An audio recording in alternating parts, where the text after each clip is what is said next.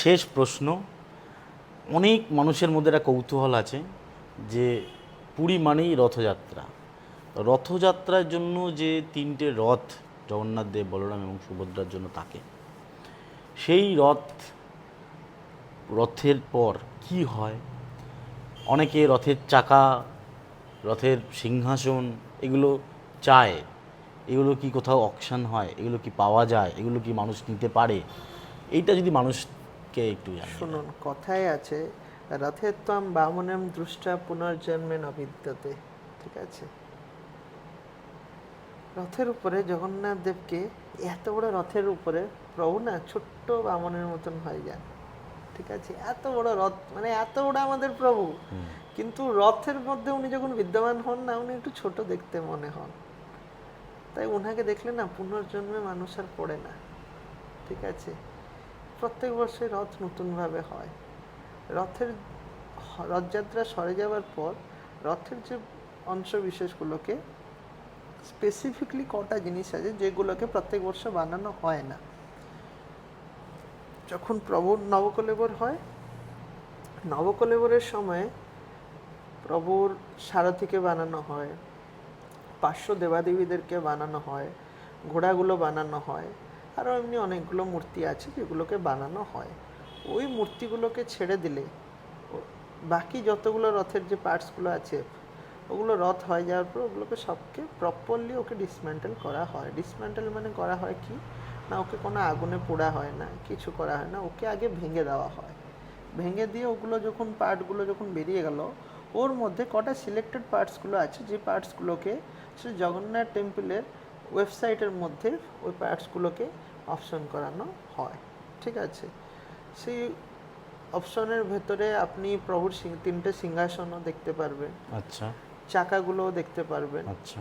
তারপরে রথের সাইডের একটা পার্শ্বতে একটা ছোট ছোট করে স্তম্ভ থাকে, ওগুলোও দেখতে পারবেন।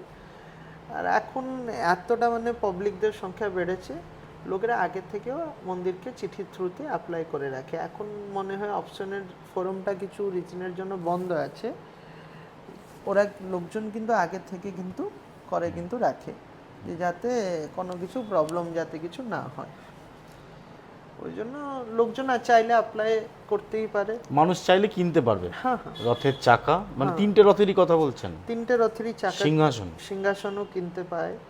তার সাথে সাথে একটা একটা স্তম্ভর মতন থাকে রথে, ওই স্তম্ভগুলো কিনতেও এগুলো পাওয়া যায়। মন্দির অথরিটিকে আগে চিঠি করতে হবে? আইদার অপশন যখন হয় অনলাইন ফোরামে আপনি নিতে পারেন। যদি অনলাইন ফোরামে দেখছেন অ্যাভেলেবল হচ্ছে না, দেন আপনি মন্দিরকে একটা চিঠি করতে পারেন যে আমি এরকম কিনতে ইন্টারেস্টেড আছি। ও কত অ্যামাউন্টটা আমার এক্স্যাক্টলি মনে পড়ছে না, নমিনালি কিছু অ্যামাউন্ট দিয়ে ওটা জমা করতে হয়। তারপরে যেদিন ওরা আপনাকে, যদি ওদের কাছে অ্যাভেলেবিলিটি থাকে, অ্যাভেলেবল ওদের থাকে, ওরা আপনাকে বলে দিলে আপনি যাই শুল্ক থাকে আপনি অফিসিয়ালি মন্দিরকে দিলেন, মন্দির আপনাকে প্রোভাইড করে দেবে। তাছাড়া আর কোনো রাস্তা নেই। আর এই যে রন্ধনশালার আগুনে পোড়ানো হওয়ার কথা, এগুলো সব মিথ্যে। তখনকার সময় হতো। এখন যদি মানে পোড়ানো হবার জন্য কাঠ বাঁচছে কোথায়, লোকজনই সব নিয়ে নেয় না। সবাই রথের প্রতি একটা উইকনেস থাকে, সবাই যদি একটু একটু টুকরো টুকরো টুকরো টুকরো করে যদি নেয়, তাহলে কাঠ তো শেষ হয়ে গেল, কাঠ বাঁচবে কই। অনেক ধন্যবাদ আপনাকে, আপনি এতটা সময় দিলেন। একদম। আপনাকে পাওয়া সত্যিই খুব মুশকিল। আপনি, আমি এর আগেও দর্শকদের বলেছি যে ক্যামেরার সামনে খুব বেশি উনি না আসতে চান দেখুন, না। ক্যামেরার সামনে আমরা কেন আসি না, আমি তো আরও একটা রিজন বলে দিচ্ছি। আর আমি হয়তো আপনাকে আজকে ইন্টারভিউ দেওয়ার পরে আরও 1 বছর অবধি আমার আর ইন্টারভিউ কেউ আর এরকম দেখতেও করবেন না, পারবেন না। যোগাযোগে যেন না থাকি, না না, যোগাযোগে ইন্টারভিউ না আপনি পাই, আপনি যোগাযোগে যোগাযোগে থাকি। থাকুন, কিন্তু আমি ইন্টারভিউ আমি 1 বছর অবধি আর কেন দেবো না, আমি সেটাও আপনাকে বলে দিচ্ছি। কেননা প্রভুর কাজে যারা সেবা করে তারা সবসময় চায় যে আমি না, আমার প্রভু সামনে থাকুক। ঠিক আছে, আমরা প্রভুর দাসানুদাস হয়ে থাকতে আমরা ভালোবাসি। ঠিক আছে, আর আমরা মানুষকে এতগুলো কথা অনলাইনে এসে বললে কি হয় না, 10টা লোক আছেন কথাটা ভালো গ্রহণ করবেন, একজন আছেন ওটা খারাপ মনে করবেন। ঠিক আছে, এবার সেগুলোতেও আমাদের কিছু ফরক পড়ে না, বলতেই কেউ কিছু পারে, কিন্তু নিজের মত দেওয়া, ক্যামেরার সামনে আসা, এগুলো হয়ে গেলে কি হয় জানে, এগুলো হয়ে গেলে না একটু অহংভাবটা বেড়ে যায়। অহংভাবটা বেড়ে গেলে না ওই লোকটার কাছে না ঠিক করে পৌঁছানো যায় না, কেন ওর কাছে সবসময় একটা চাকরের মতন হয়ে দাঁড়ালে না ওর থেকে না অনেক জিনিস পাওয়া যায় গো। এই মিডিয়া, এই হাইলাইট, এই ফোকাস, এইগুলো না না, আপনার কথা 100% যুক্তি আছে, কিন্তু আমাদেরও যারা পুরীর মন্দিরে পৌঁছতে পারেন না, যারা বহু আমি মানুষ, আছি তো, এই কি অসুবিধে? নিশ্চিতভাবে আজকের পর থেকে তো আপনার সাথে গীত গোবিন্দের একদম, অফিসের লোকে যোগাযোগ একদম করবে। একদম, কিন্তু একটা কন্ডিশন, আমাকে ফোন করে আসবেন, কেননা দেখুন স্বাভাবিক, আমরা এটাকে বড় করে ব্যবসার মতন করে চালাই না, আমরা খুব ছোট করে এটাকে চালাই। আমাদের এইটুকু, আমাদের আমরা আমরা যে মানে কি বলবো, মানে আমাদের এইটুকুই মানে চেষ্টা থাকে যে হ্যাঁ আমাদের দ্বারা কারোর যদি কোনো ভালো না হয়, আমাদের দ্বারা কারোর কিছু খারাপটা না হোক।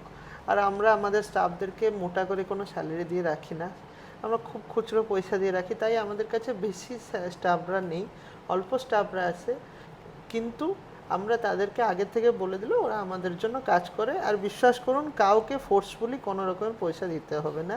আমি আজকেও আপনাকে বললাম, ঠিক আছে, ইচ্ছা পেলে দেবেন, ইচ্ছা নাও পেলে একটা হাসি মুখে জয় জগন্নাথ বলে বেরিয়ে যাবেন, কিছু খারাপ মনে করব না, কিন্তু মনে কোনো কষ্ট নিয়ে পুরী ছাড়বেন না।